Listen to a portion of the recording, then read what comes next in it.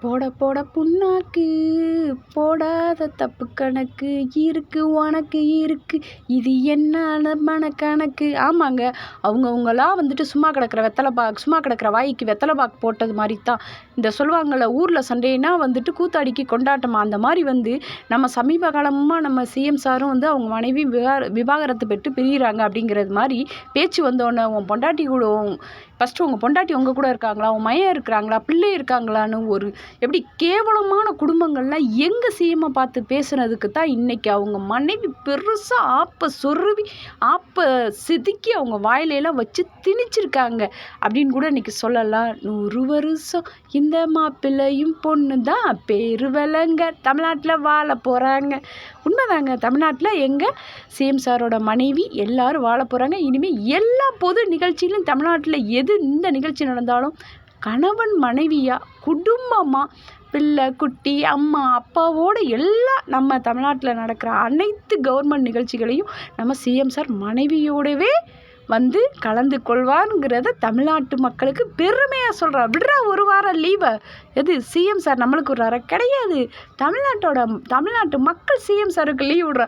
நீங்கள் போய் உங்கள் ஒய்ஃபு கூட ஜாலியாக பேசி மனம் விட்டு பேசிட்டு வாங்க, ஒரு வாரம் நாங்கள் தமிழ்நாட்டை பார்த்துக்குறோம் அப்படிங்கிறது மாதிரி நம்ம தமிழ்நாட்டு பெண்களோட மனசில் அந்த அளவுக்கு ஒரு ஆதங்கம் இருக்குது. அதைத்தாங்க நான் இன்றைக்கி சொன்னேன். ஆமாங்க, இன்றைக்கி செங்கல்பட்டு நீதிமன்றத்துக்கு இவங்களுடைய விவாகரத்து கேஸ் வந்தது. செங்கல்பட்டு நீதிமன்றத்தில் தான் இந்த கேஸ் போயிட்டு இருந்தது.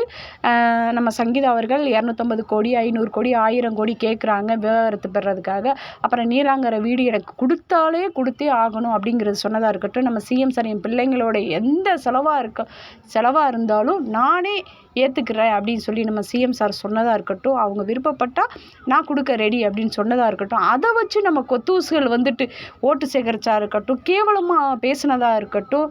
அப்புறம் தண்ணி வராத குடும்பங்கள்லாம் தண்ணியை பற்றி பேசுனதாக இருக்கட்டும். அதுக்கு தான் யாரா பேசுறது, என் புருஷனை பற்றி பேச நீ யார் அப்படிங்கிறது மாதிரி தான் பெரிய ஆப்பா சொருவி வச்சுருக்காங்க. சந்திரசேகர் ஆகட்டும், அவங்களுடைய மனைவி ஆகட்டும் 2 டைம் போய் சங்கீதா அவர்கள்ட்ட பேசிட்டு குடும்பத்தை பற்றி என்னவோ அதை பேசிட்டு விவரத்தை பெற வேணால் சேர்ந்து வாழ்கிறதாகட்டும் அதை பற்றி பேசிட்டு வந்திருக்காங்க. நம்மளும் வந்துட்டு ஃபோனில் பேசிக்கிட்டு தான் இருக்காங்க அப்படிங்கிறத நம்ம சொல்லியிருப்போம். எல்லாருக்கும் தெரியும். என்னதான் நாங்கள் ஃபோனில் பேசிகிட்டு இருந்தாலும் நாங்கள் எந்த அளவுக்கு நான் நடிகனையே லவ் பண்ணி கல்யாணம் பண்ணதை விட முடியுமா?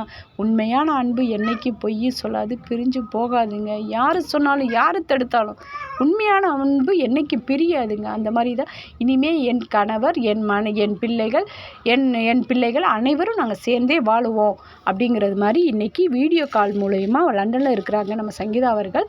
இன்றைக்கி சட்டசபை 12 மணிக்கு வீடியோ கால், அந்த வீடியோ காலில் வந்துட்டு நம்ம கோர்ட்டில் ஆஜராகணும். 12 மணிக்கு சட்டசபையில் இருந்தனால ஆஜராக முடியல. 2 ஹவர் தள்ளி வச்சு அதுக்கப்புறம் வந்து லண்டனில் இருக்கிற நம்ம சங்கீதா அவர்கள் நம்ம சிஎம் சார் எல்லாமே வீடியோ காலிங்கில் பேசி அப்புறம் நீதிபதி அவர்கள்ட்டையும் 15 நிமிஷம் நம்ம சங்கீதா அவர்கள் பேசியிருக்காங்க. பேசி என் கணவரோட வாழ்கிறதுக்கு எனக்கு முழு சம்மதம் அப்படிங்கிற சொன்னோன்னே என்னம்மா வந்து பிரிஞ்சு போகிறான்னு எதோ சொல்லிட்டு இன்றைக்கி லாஸ்ட் கடத்தில் வந்துட்டு இப்படி பேசுகிற.